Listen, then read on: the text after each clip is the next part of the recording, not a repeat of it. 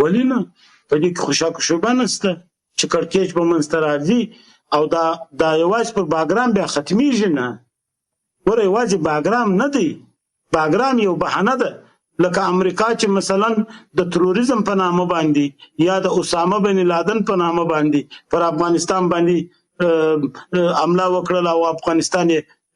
ونیوی او په افغانستان کې 20 کاله وجنګېدل باګرام خو فقط یو بهانه ده کله چې امریکا پر باګرام باندې حمله کوي نو دا حمله یوازې پر باګرام باندې نه پاتې کیږي دا بیا ټول افغانستان مثلا طالبانو د دې مخالفت وکړي او طالبان طبيعي ده چې د دې مخالفت وکړي ځکه چې طالبانو د 20 کلنې جګړې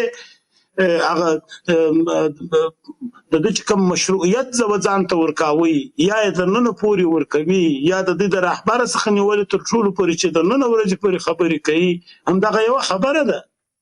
خدا د معاملې قرباني سي یا دا مثلا لکه پخوانی حکومت چې